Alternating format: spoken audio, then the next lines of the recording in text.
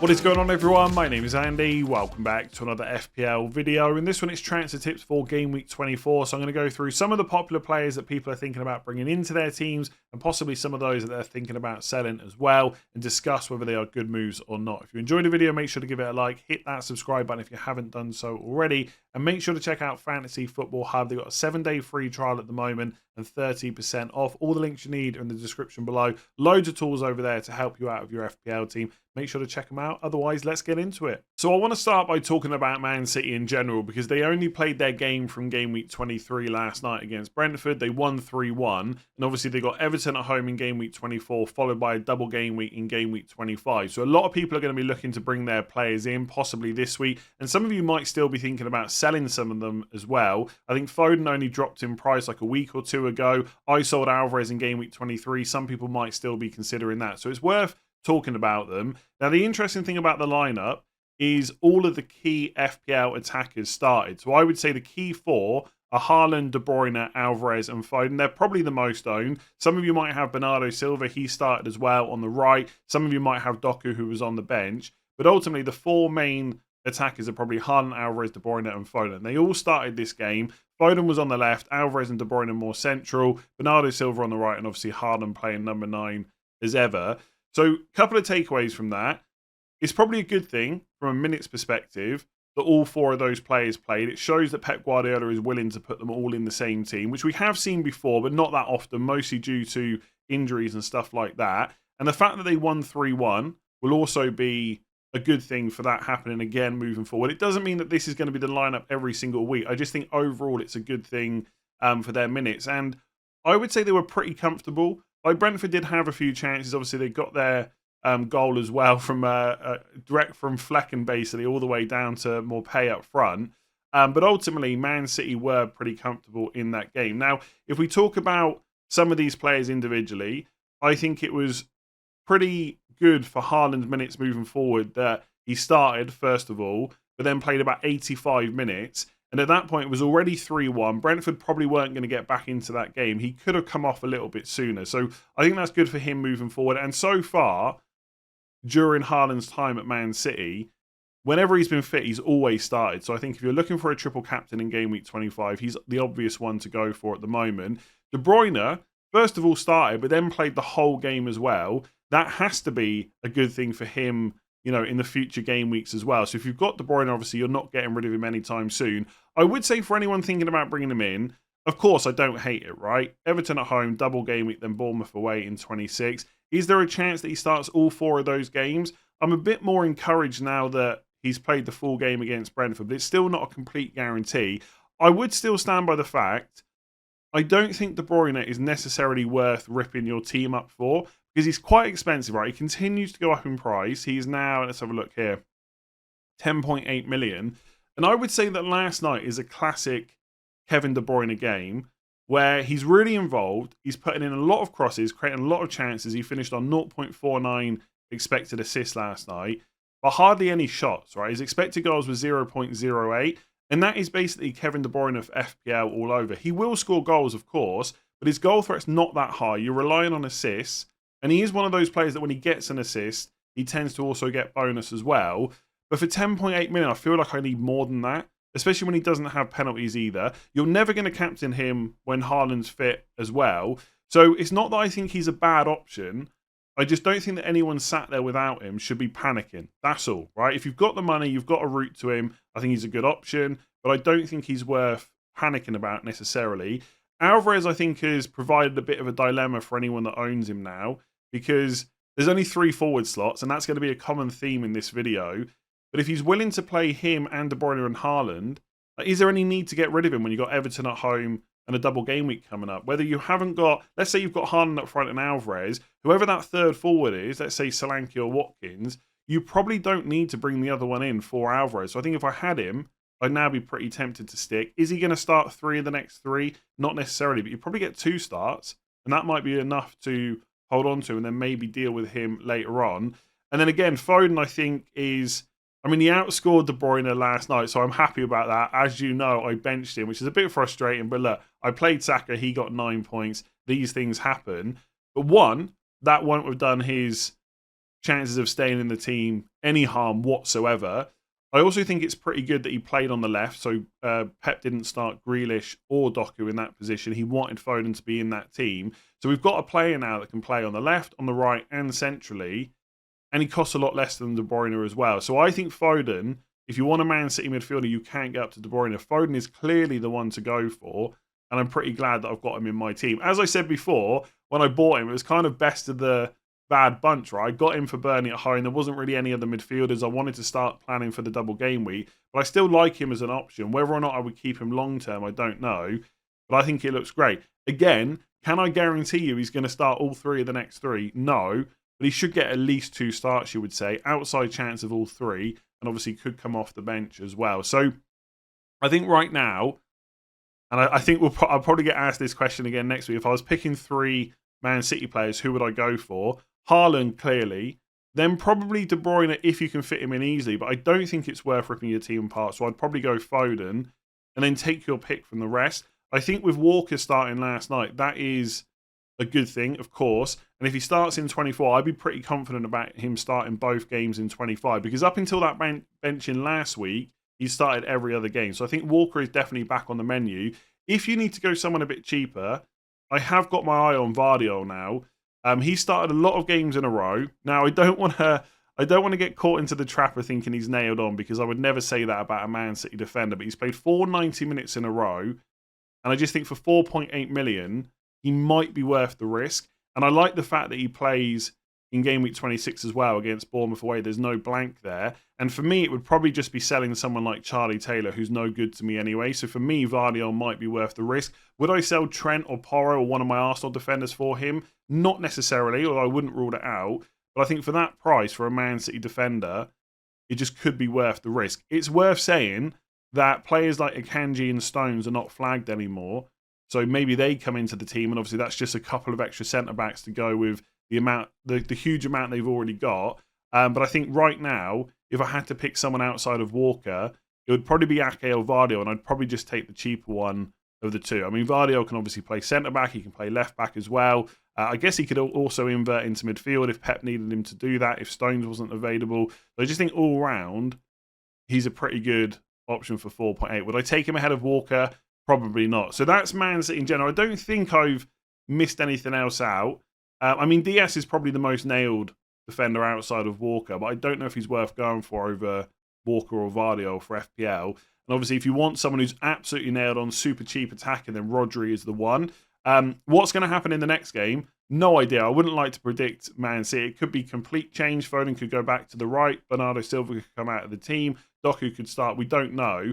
But I think last night's game has given me a bit more confidence in all those attackers' minutes. And the fact that De Bruyne played the whole game and Haaland played almost the whole game, that's got to be good for them moving forward too.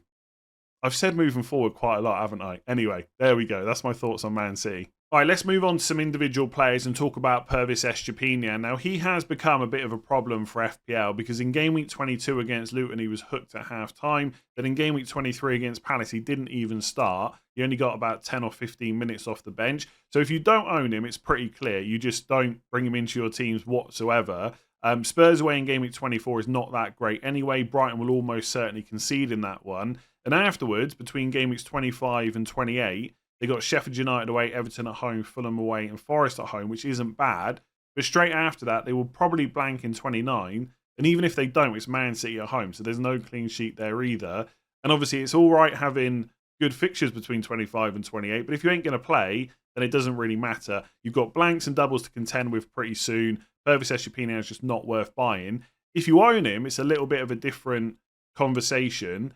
I think he's sellable, right? If it makes your life easier in terms of bringing in a double game week player or managing the blank in 26, I think Estupiñán is more than okay to sell because obviously you cannot guarantee his minutes going forward and 24 is not a great fixture anyway. The only thing I would say is most people probably weren't going to play him this game week either way, so you could give yourself another week's worth of thinking time and a week's worth of information before you make any decisions. Because if you've got 3 other players you can play this week, you can just stick him on the bench and then maybe play him against Sheffield United away in game week 25. It's also worth saying that for Brighton, the player that played on the left at the weekend against Palace was Lamptey. He does not have a great record at staying fit. So obviously if he gets injured, the minutes for Estupiñán go up as well. So I don't think it's a case that Estupiñán, who's in people's teams, absolutely has to be sold this week. But I would start thinking about what your plan is in terms of when you might get rid of him. Also for 25, I would have a look at your team to see which players or which 3 defenders you actually want to play that week. Because if you've got some double game week ones, Estupiñán might not even get a place anyway, even though he's got Sheffield United away. So this is my team on the My Team tool on Fantasy Football Hub. As always, links in the description below if you want to check it out. I've put Estupiñán in my team for Porro, right, just as an example for game week 24. And in 25, obviously, I'm not going to bench Trent with a double game week. I might think about getting a Man City defender in as well. So obviously, I would play them with their double. And then I'd have at least one more Arsenal defender with Burnley away. So even if I had Estupiñán, and I could guarantee that he was going to start, I probably would play them over the Arsenal defender. But if I was not confident about the minutes, I'd probably bench him anyway. So I don't think Estupiñán is far from essential, right? Let's make that clear. And I think if you needed to sell him this week to make your life easier for another move, that is more than reasonable, even though he's got Sheffield United in game week 25. If you've got 3 other defenders to play this week, give yourself another week's worth of information. So it's not often a defender concedes 4 goals and then gets over 100,000 transfers in for the next game week, but that's exactly what's happened with Kieran Trippier. Obviously, it helped that he got a goal and assist and finished on 9 points. Do I think this is a good move for game week 24? I don't think it's awful, because over the next 4 game weeks, Newcastle have got Forest away and Bournemouth at home next 2. They've got a guaranteed fixture in 26, albeit Arsenal away, which is not great. And then Wolves at home in 27. So the next 4 aren't awful. And we know what Trippier can do. We know how attacking he can be. But I just feel like most people's teams don't need to focus on bringing him in. I know that Trent has got some minutes concerns at the moment. Some people aren't enamoured by having Man City defenders in their team, etc. We've just spoken about Estupiñán. There is a lack of defenders right now, but is this the priority transfer for most people? I think it made more sense to get Trippier when he had Luton at home last week, ahead of 3 good fixtures. Now you've got 2, one's away. Newcastle are also conceding a lot of goals right now. And of course, Trippier is capable of getting those attacking returns, but clean sheets are the bread and butter for a defender. So I would want to see that. And Newcastle's defensive numbers are not good. They're actually in the bottom 3 for expected goals conceded this season. And I know a lot of that will be because of the Liverpool game where they got absolutely smashed. But that's not the only game where they've been pretty bad. Like even at home to Luton, they conceded over 2 XG. You just wouldn't expect that from Newcastle, at least not from last season. They were such a good defence. So I just think you've got 2 okay games. One of them's away to Forest, who they conceded 3-2 at home, by the way. Then you've got Arsenal away in 26, which, yes, it's great he's got a fixture, but they almost certainly conceded in that game. I just don't think he's needed. I think most people should be focusing transfers on getting good players in for 26 blank, but most of all, getting players in for the double in 25. But the focus really should be on Man City and Liverpool players instead. So I don't think it's a bad transfer. I just suspect if I saw most people's teams that are bringing him in, that wouldn't be my first thought of the move to make. And I'm also not quite sure who people are selling. I guess Estupiñán is one. We have a look at the defenders for transfers out here. So, okay, Porro's being sold by quite a lot. I kind of get that, right? Lack of clean sheets for Spurs, but they have got 2 home games before that blank in 26. So you could worry about him a little bit later. Saliba being sold, don't get that at all. Walker being sold, again, don't get that after he started last night. Maybe if he'd been benched again, that would make sense. But there's good chances now that Walker's minutes are good. Matty Cash, okay. But if Konza's out, Cash's minutes might be okay. Trent being sold by 30,000, that makes no sense whatsoever. I don't know. I think Trippier's good, right? And he could absolutely smash it next couple. But for 6.8 million, I feel like that would block a few people's moves for those double game week attackers. Anyway, look, it's not my team. I don't think Trippier is a bad option by any means. I just don't think that game week 24 is necessarily the best time to be bringing him in. All right, let's talk about Richarlison. 2 goals against Everton at the weekend. And I think FPL managers celebrated more than Richarlison did because obviously Everton was his old club. But he's on a great run of form at the moment. 9 goals in his last 8 games. And if you are someone that didn't go for him because of that blank in 26, I think you can consider yourselves a little bit unlucky. I don't think that was the worst call to have made. I got pretty lucky when I bought him in because had I waited another week or 2, I probably wouldn't have gone for him either. And the closer you get to that blank in 26, the less reason there really is to bring Richarlison in. The problem is, the 2 games before that in 24 and 25 are Brighton at home and Wolves at home. Spurs are definitely scoring in both of those games. Richarlison's the main man through the middle. His goal threat is really good, 0.58 expected goals per 90. There is a chance that he goes into both of those games and gets more returns. Then after the blank is Palace at home in 27, Villa away in 28, and Fulham away in game week 29. And both of those teams are out of the FA Cup, so that fixture is guaranteed to be on. Now, some of you might have already decided on your chip strategy, and if you're free hitting in 29, there's less need to really worry about having Richarlison for that. And if you are free hitting in 29, the fact that he's also got the blank in 26 would maybe make me think about continuing to ignore him. But outside of that, he's still probably an okay transfer in, as long as it doesn't disrupt your plans too much in 26. I spoke a few weeks ago about how I thought Richarlison might be a better option to bring in than Jota, even with the double. But obviously, the closer we get to the double, my thoughts on that have kind of reversed. So if it was one of Jota or Richarlison that you were bringing in this week, you would absolutely go for Jota instead, because Burnley at home in 24 is great. Then you've got the 2 fixtures in 25, and they both blank in 26 either. So part of the discussion about whether you should bring him in really depends on, 1, who you're replacing, and 2, who you're not going for instead. Because as I've spoken a lot about over the last couple of weeks, we've got 5 midfield slots and 3 forward slots and lots of players to go into them. You've got to go for the best 5, essentially. And sometimes the bigger decision is who you're leaving out. So again, for me, if I bring Jota in, it's almost certainly got to be for Anthony Gordon so that I can keep hold of Richarlison. I haven't completely ruled out selling Richarlison to fund a bigger move for someone like Kevin De Bruyne instead. But that's what I was talking about earlier about, do I really need to rip my team apart to do that? Probably not. So I think Richarlison probably is right now one of the top 5 midfielders.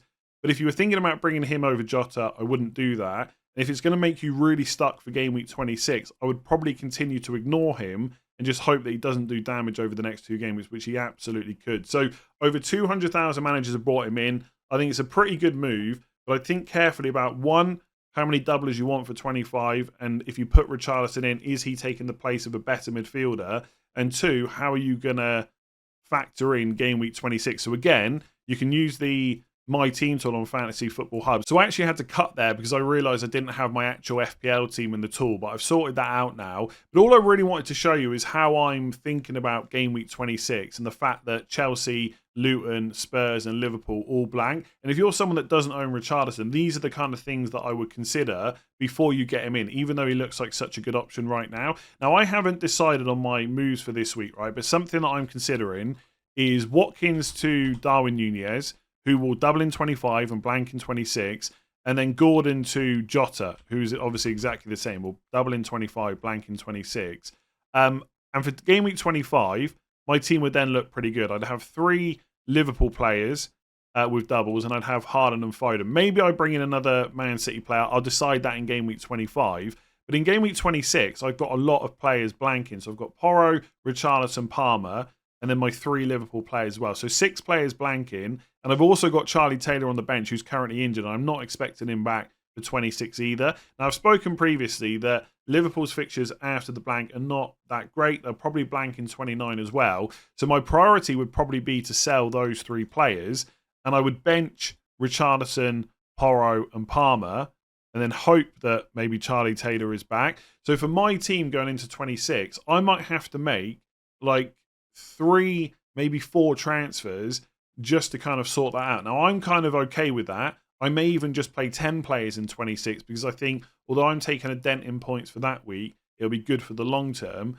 But you might be in a different position where you've got even more issues in your team, and adding Richarlison just provides another problem. So it's difficult at this stage of the season to sit here and say Richarlison is or isn't a really good transfer in. Like, in general, I think he's brilliant for the next 2 game weeks, but that might cause you major problems after that. And for your team, it might not be worth bringing him in. So if you want to kind of go through your team, obviously links in the description below. But overall, general takeaway, Richarlison good, but might not be the right move for your team. So there's been over 150,000 transfers out already for Jarrod Bowen this week. And I've got to be honest, I'm not completely surprised. They've got a pretty difficult fixture in game week 24, which is Arsenal at home. And the returns recently have not been great whatsoever. So it's 1 assist in the last 5 game weeks and that came against Arsenal away back in game week 19. So the last 4 fixtures, which have included Brighton at home, Sheffield United away, Bournemouth at home, and Man United away, 0 returns whatsoever. And the underlying numbers have been okay, but nothing to write home about. So I think it's more than reasonable to transfer Jarrod Bowen out of your team. I've just discussed how there's only 5 midfield slots. There might be 5 other midfielders that you want instead. Richarlison's pretty good at the moment. Jota, Foden, De Bruyne, Saka's still returning as well. Lots of midfielders to put in there, value ones as well, like Palmer. So for most people, it does make sense. If I had to play devil's advocate, I would say, 1, don't make any decisions on Bowen for another couple of days, because Aston Villa and Chelsea are playing in the FA Cup 4th round replay on Wednesday evening. And if Chelsea win that game, which I know doesn't look likely right now, but if Chelsea do win that game, Aston Villa versus West Ham will be on in game week 29. It's a home game for West Ham. Now, that game is 6 game weeks away. It's not going to be the be-all and end-all for your team. You might decide to free hit either way, but it might be that you're looking at your midfield thinking, I don't need to sell Bowen. There's no other midfielder that I want to get. And after Arsenal, which is a tough game, they got Forest away, Brentford at home, Everton away, Burnley at home, which are not bad for a player that absolutely plays 90 minutes every single game. And then that fixture in 29 could be on as well. Of course, Villa might beat Chelsea, and then that fixture is probably going to be off. But it's worth at least giving yourself another couple of days to think about. And at this point, if you've not already sold him, you've missed the price drop anyway. He's probably not going to drop in price for another few days at least. So there's not too many reasons I can give you to keep hold of Bowen, apart from just playing devil's advocate for the sake of the video. But he is a 90-minute player. His underlying numbers are not bad this season. The fixtures coming up are pretty good as well. I wouldn't say there's a rush to get rid of him, but I completely understand that most people that do own him are very frustrated, whilst there's a lot of other midfielders that are doing well. So if you're selling Bowen to, I don't know, even like Richarlison or Jota or Foden or De Bruyne, they're probably all pretty good moves. I'll tell you for one thing, Bowen is not someone at the top of my list that I'm looking to bring in anytime soon. But things can change quickly in FPL. If that fixture's on in 29, then I might change my mind on that. So after his hat-trick against Chelsea the weekend, Matheus Cunha is very popular this week. Nearly 100,000 transfers in already. And there's a lot to like about him, right? He's 5.7 million. He may or may not be first choice penalty taker for Wolves. I think to really know the answer to that question, we need to see him and Hwang on the pitch at the same time, and someone like Neto to win the penalty instead. But either way, he's got a chance. His underlying numbers are not bad. 0.33 expected goals per 90, 0.11 expected assists. Those numbers are not far off what I just showed you for Bowen. His minutes are good, and the fixtures are pretty decent for Wolves coming up as well. So they've got Brentford at home this week, Spurs away in 25, which, to be honest with you, wouldn't really worry me too much. The Spurs defence has been pretty poor this season. Sheffield United at home in 26, Newcastle away in 27, Fulham at home in 28, and then a possible fixture of Bournemouth at home in 29, although it's quite likely that will be a blank game week. We'll have to wait and see. Either way, in the next 5 game weeks, pretty good. The problem is, right, and he's also got 4.65 points per match, okay? So all round, good value player. The problem is forward slots are it's almost to a point where they're even more precious than midfield ones, because all of a sudden there's lots of forwards we want, and there's only 3 spots for those. And I just don't see where Cunha gets in, especially with Salah injured at the moment. And look, Klopp may say in his press conference this week that he's going to be back for 24 against Burnley. That might change the conversation. But right now, Salah's not an option, and therefore people have got a lot of money to spend. And they don't really need to put someone like Cunha into their team. So my forward spots at the moment are taken up by Watkins, Solanke and Haaland. I want to put Darwin Nunez in. Tony also has a double in 25. And for anyone without a free hit, Tony's got a double in 25, a game in 26, and a guaranteed game in 29. There's also someone else I'm forgetting, Alvarez. Some people might not want to get rid of him. So that's already 6 forwards that I just mentioned that are all reasonable and viable to have in your team. Would you drop any of them to put Cunha in instead? Maybe if you really wanted to get De Bruyne in and you needed a cheap forward to fund that, then you could look at him. But if you're happy with the way your team is set up, there's just no need to do that. So again, it's just the circumstances of FPL right now that money is not necessarily super tight because of Salah. There's lots of doubles coming up and lots of blanks as well, where other forwards might be better options, and you just don't need that cheap enabler. So unfortunately, after a hat-trick, and not just that, right, I think Cunha is just a good option for his price, probably going to have to completely ignore him. Now, in game week 26, when Liverpool, Spurs, Chelsea, etc. are all blanking, then I'm going to start looking at Wolves, because I get on them for Sheffield United at home, Newcastle away, and Fulham at home, and also they might enable me other moves as well. So, for example, right, if I do Watkins to Darwin and Gordon to Jota, I can't simply go back from Darwin straight to Watkins. I would have to downgrade one of Jota or Trent, but it still probably wouldn't be Cunha that I bring in, right? I would do Darwin back to Watkins, and I might fund that with Jota to Hwang or Jota to Neto instead. So I just think Cunha just doesn't fit into our teams right now. He's a really good value player, and I'm sure he'll continue getting points and make me look stupid, as most players do. But I just think for most people, most FPL managers, there's just no need to get him right now. Let's reassess in Game Week 26 instead. If you've enjoyed that video, make sure to give it a like. Hit that subscribe button if you haven't done so already. Trying to hit 400k before the end of the season. And if you listen on podcasts, rate 5 stars too, if you wouldn't mind. I'll be back tomorrow with team selection. And on Thursday, I'm going to do the double Game Week video. Friday, final thoughts. Good time to get your questions in then. And of course, the deadline stream on Saturday. I'll catch you again tomorrow.